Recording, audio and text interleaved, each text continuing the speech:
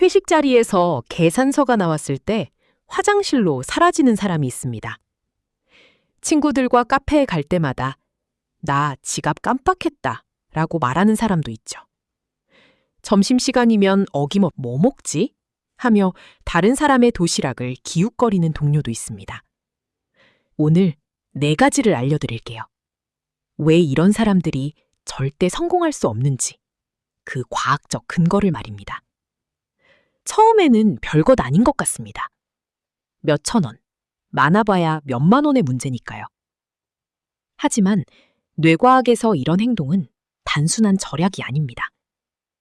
2019년 스탠포드 대학교 연구팀이 발견한 놀라운 사실이 있습니다. 무료로 얻는 것에 익숙해진 뇌는 실제로 노력에 대한 보상 회로가 약화됩니다.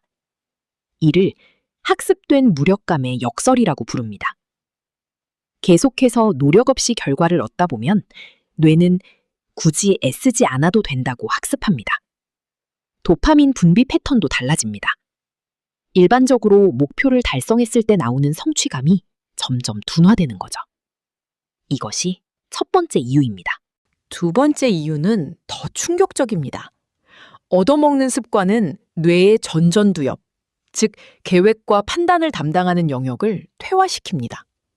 매번 다른 사람이 결정해주고 다른 사람이 책임져 주니까요. 오늘 뭐 먹을까 같은 작은 결정부터 시작해서 점점 더 큰 선택도 남에게 의존하게 됩니다. 하버드 대학교 심리학과에서 20년간 추적조사한 결과가 있습니다. 20대에 지속적으로 타인에게 의존하는 패턴을 보인 사람들을 40대까지 관찰했습니다.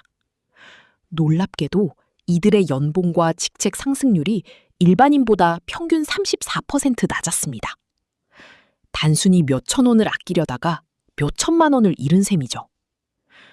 세 번째 이유는 신뢰의 문제입니다. 사람들은 생각보다 예민합니다. 누가 항상 얻어먹으려 하는지, 누가 공정하게 분담하는지 다 기억합니다. 2021년 서울대학교 경영학과에서 직장 내 인간관계를 분석한 연구에서 흥미로운 결과가 나왔습니다. 프리라이더, 즉 공짜를 추구하는 사람은 승진 대상에서 의식적, 무의식적으로 배제된다는 것입니다. 이는 진화 심리학적으로도 설명됩니다. 인간은 수만 년 전부터 집단 생활을 해왔습니다. 집단의 생존을 위해서는 모든 구성원이 기여해야 했죠. 그래서 우리 뇌에는 공정성을 감지하는 레이더가 내장되어 있습니다. 누군가 계속 받기만 하고 주지 않으면 본능적으로 경계심이 작동하는 거예요. 네 번째이자 가장 치명적인 이유입니다. 얻어먹는 습관은 자존감을 서서히 파괴합니다. 처음에는 똑똑하게 사는 거야 라고 합리화하지만 뇌는 정직합니다. 내가 다른 사람에게 의존하고 있다는 사실을 정확히 인식하고 있어요. UCLA 뇌과학 연구소에서 fMRI로 관찰한 결과 무료로 받을 때 활성화되는 뇌 영역이 수치심과 연결된 부위였습니다. 수치심이 누적되면 어떻게 될까요? 자신감이 떨어집니다. 새로운 도전을 피하게 됩니다. 어차피 난 안 될 거야 라는 마음가짐이 굳어지죠. 성공하는 사람들의 가장 중요한 특징 중 하나가 바로 내가 해낼 수 있다는 확신인데 얻어먹는 습관은 이를 근본적으로 흔듭니다. 그렇다면 어떻게 벗어날 수 있을까요? 첫 번째 방법은 333 법칙입니다. 앞으로 3번은 내가 먼저 계산하고, 3번은 내가 먼저 음료를 사고, 3번은 내가 먼저 점심을 제안하는 겁니다. 작은 것부터 시작해서 뇌에게 내가 주는 사람이라는 신호를 보내는 거예요. 처음에는 어색할 겁니다. 지갑에서 카드를 꺼낼 때 손이 떨릴 수도 있어요. 하지만 이 순간이 중요합니다. 뇌과학자들은 이를 신경가소성의 전환점이라고 부릅니다. 새로운 패턴을 반복할 때마다 뇌에 새로운 회로가 만들어지거든요. 21일만 지속하면 새로운 습관으로 굳어집니다. 두 번째 방법은 먼저 주기 연습입니다. 상대방이 무엇을 원하는지 관찰하세요.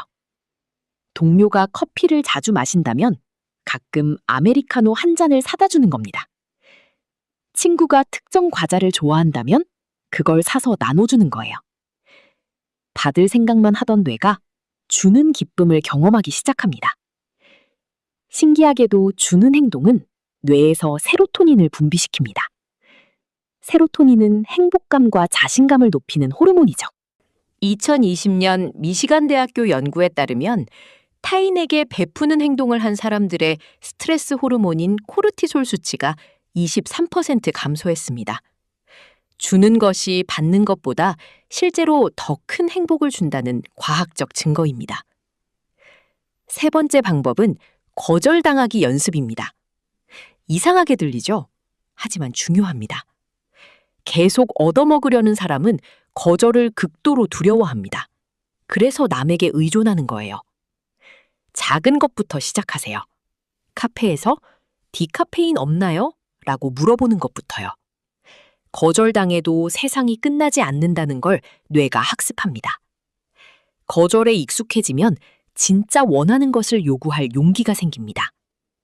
승진을 건의하거나 연봉 협상을 하거나 새로운 프로젝트를 제안하는 것 같은 중요한 순간에 위축되지 않아요.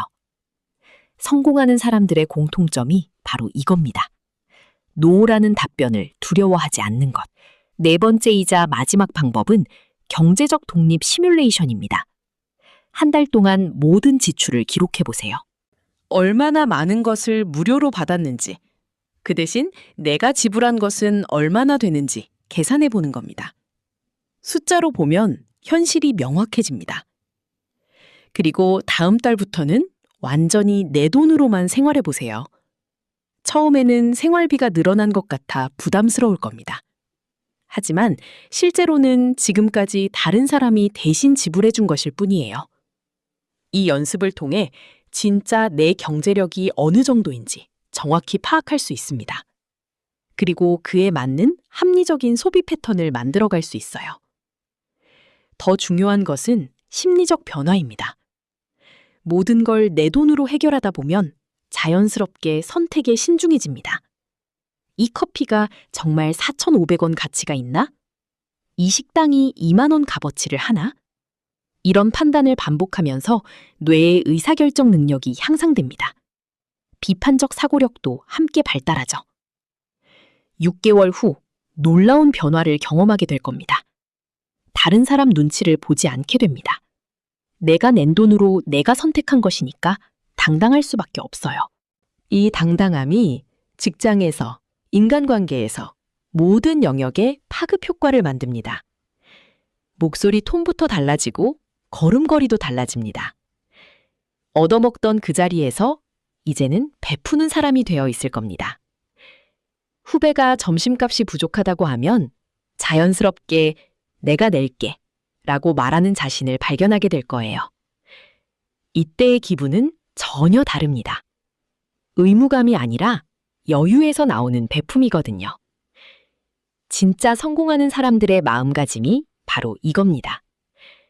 당신은 얻어먹어야 하는 사람이 아닙니다. 당신은 베풀 수 있는 사람입니다.